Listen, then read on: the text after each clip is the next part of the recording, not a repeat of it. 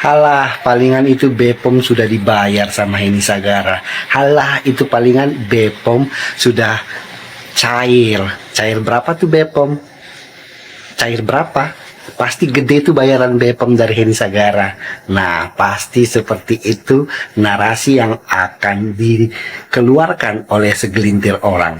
Jadi tertanggal 18 Maret 2025 kemarin, Badan POM resmi merilis siaran persnya terkait dengan salah satu owner pabrik skincare yang memproduksi merkucrut seperti itu ya, yang isunya beberapa bulan terakhir ini terang benderang diisukan, dihembuskan di sosial media dan menjadi perbincangan sejumlah masyarakat. Nah, jadi Badan POM dengan tegas mengklarifikasi bahwa informasi yang tersebar di media sosial mengenai adanya pabrik kosmetik tertentu yang dinarasikan telah diajukan ke pengadilan oleh Bepom sebanyak 2 kali namun selalu gagal adalah informasi yang sama sekali tidak benar. Dan pabrik yang dimaksud tidak teridentifikasi sebagai pabrik pemasok merkucrut. Tuduhan semacam ini tidak memiliki dasar fakta dan dapat merugikan reputasi pabrik yang telah mematuhi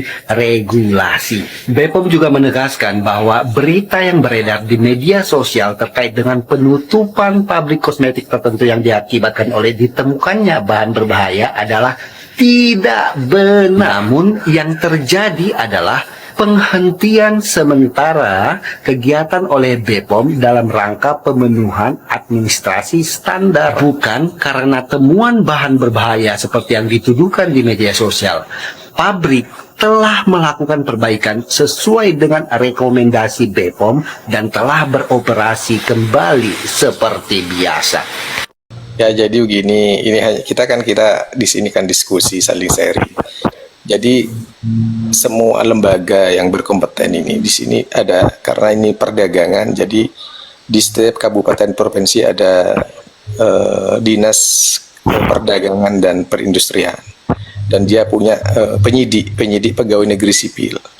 Lah, ketika fenomena masyarakat ini didiamkan oleh lembaga ini, maka yang dirugikan oleh masyarakat.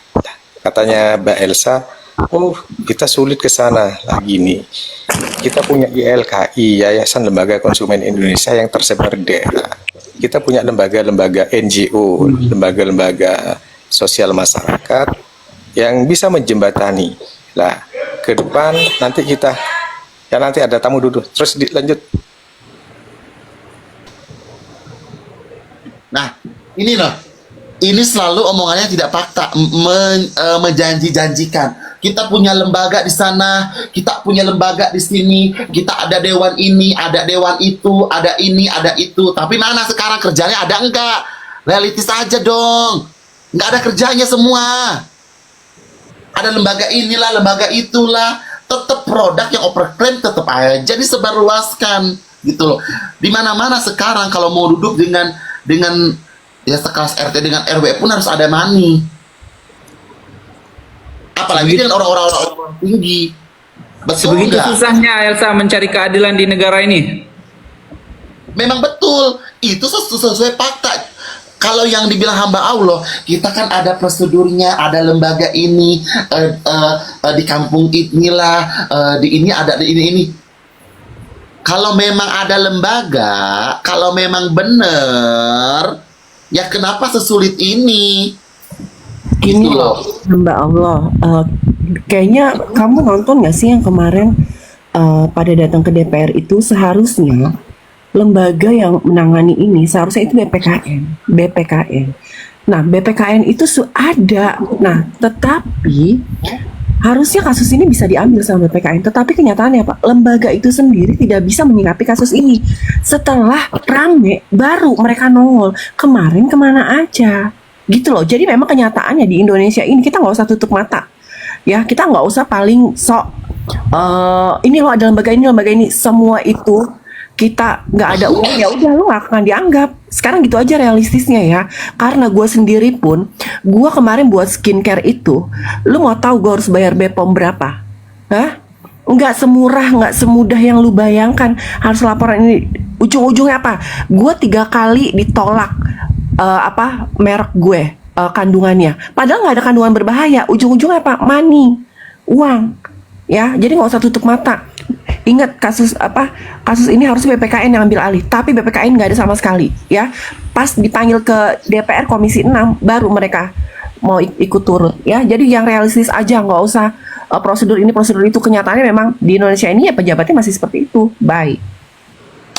Betul, aku setuju itu kalau ngomong tuh berbelit-belit, kasihan masyarakat yang notabene orang bot gitu loh. Bagi yang mengikuti kasus huru hara skincare sejak awal pasti sadar ya bahwa di awal kemunculan dokter detektif banyak sekali owner-owner yang mengakui produk mereka bermasalah.